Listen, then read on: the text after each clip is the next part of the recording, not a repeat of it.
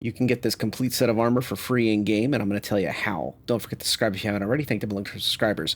So this is the Xenothreat reward set. If you take part in the two missions, kind of sort of their two missions, that are over at the Pyro Jump Gate. The first thing you're going to want to do when you get to the Pyro Jump Gate is to go into the station, and you're going to want to set your medical clone at that location. Transfer your imprint to the Stanton Pyro Jump Gate station. And the next stage, you're going to want to pick a ship that can fight. It doesn't have to be the greatest ship ever. I personally prefer those brick-style ships for this type of gameplay, especially when I'm not partied up with a large group, coordinating with a smaller ship, because they're a little squishier. I wanted to leave this in showing it's a little taxing on computers, so be sure to set your draw rates and your quality of some things lower, or turn on upscaling if you prefer. I prefer just turning my upscaling on to 66% as I have in the past. And it is quite active with NPCs. Sometimes when you jump in and land somewhere, there is a glitch right now where you're going to need to wait a second to move, or literally hop out of the seat by holding down Y and then getting back in the seat. One of the things that is interesting is that the first part of this is actually a go fetch quest, basically. There's 3 different types of material, and you can see in the top right corner what they are. After you accept the Overdrive priority quest mission and contract system, and Dooley will guide you through that. You can do it as a party, and it's kind of a global event as well, so you can have multiple parties doing this. You can be an individual and still take part, and you'll note that my payment indicator indicates how long I've been there. You can go back to station to rearm, so if you're thinking of bringing a tally, I don't recommend that as a long-term spending thing, but you could absolutely take part in short-term doing those type of things, slinging size 9s if you prefer. Do remember the minimum launching distances nowadays, though, and the slower speed of the torpedoes. So there's multiple Idrises that do appear. Ships that have high sustain, so a large amount of ammo if they're ballistic, and preferably even energy-based weapons, the bigger the better, can really pound on these ships and ideally have a bit of shielding. You still want to move around a little bit just to avoid getting railgunned by the Idrises, but in general, if you're in something bigger, you can kind of shoulder the turrets. Remember, with master modes, you want to switch to guns as quickly as possible so your shields have time to recharge, and you can upgrade your shields. Think of those type of things, and also your quantum drive, because some people are going to be coming from all over the system, and the Stanton Pyro jump gate is not very close to most planetary landing locations that you spawn at. I think MB was like 66 million away from the flight. It was quite a distance for me. So you can see here that the objectives are added when the enemy Idris comes in. It does try to get wounded, and then it runs away again, or it gets destroyed, and another one respawns, and they kind of... The storyline, I think, is there's only a couple of these, and Dooley notes, how do they keep finding these things? As in, like, how do they keep getting all these Idrises? And in the lore, there's some interesting discussion about, as the Xenothreat group... are they ex-military, and that's how they have contacts to keep getting these type of vessels? Kind of like some other pirate organizations that have been accused of having ties to the military in the past of the UEE space, but never quite proven, etc., etc. But Xenothreats actually, at least some of them, are known to be vets that are disillusioned with the UEE. But anyway, back to this. I tried to have some fun during this because it's a long process. And you can note that one of the 3 items, they're asking for more and more of it. And I was doing kind of patrol work protecting the collectors, but the collectors kind of didn't have anything attacking them for a while, and there's only so much you can do. There's like 2 different types of collection.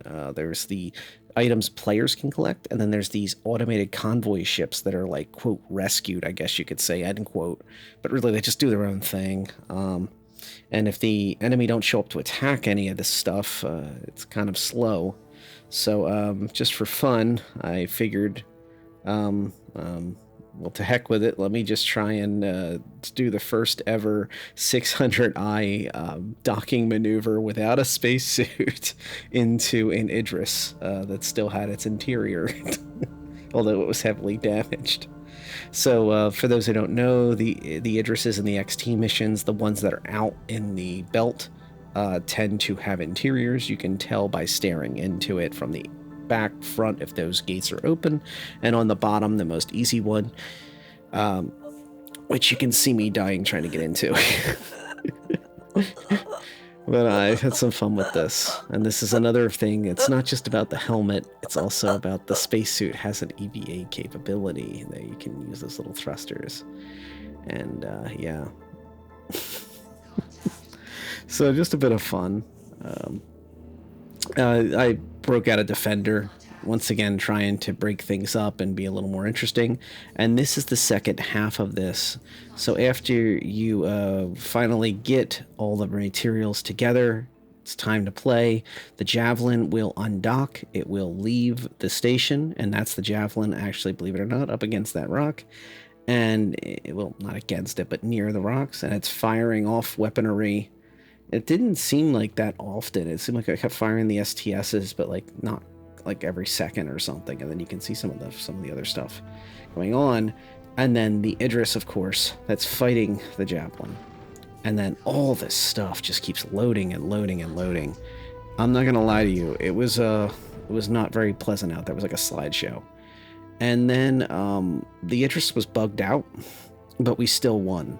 So you'll see this message if you completed it. As a reward for your assistance to Overdrive initiative, you've received that set of armor. So it was kind of a successful failure, as many have noted. And the payout I received was 206,000, because it was 208 I had in my pocket, but that was 2K I had before I started. I can't stress enough how much fun everybody was. We were really just messing around. This is the closest to a PTU live has felt like for me in a very long time, in many patch cycles. And just everybody was really having a great time out there Friday night. So if you happen to see your name scrolling across the screen, thank you for being awesome. Anything that's naughty written in the text, please forgive that. I had to leave the chat up for most of this because I was trying to stay alive and trying to see what everybody needed. There wasn't many players that were being like pirates, more just players that accidentally shot somebody or whatever and turned red. There was a ton of players out there. I don't think they would live that long if they did. And yeah, the reward was this armor. I did have to log off and log back in to get the armor. I did get an email saying thank you for taking part, and I also saw it in my hangar on the website, but I couldn't use it in the game. But of course, once I relogged, it updated my system, and I had it. So this is on the live 3.23.1a live patch that I have the armor set, and it is a 30% reduction. That's me screwing around trying to put a giant backpack on a heavy backpack armor. So Xenothreat Armor is just modified traditional armors, and but it does look really cool. It's one of the neater ones. I put a Warhawk, I think, on there, and some other neat things, like a P4AR with a paint, and Uberev, a pistol.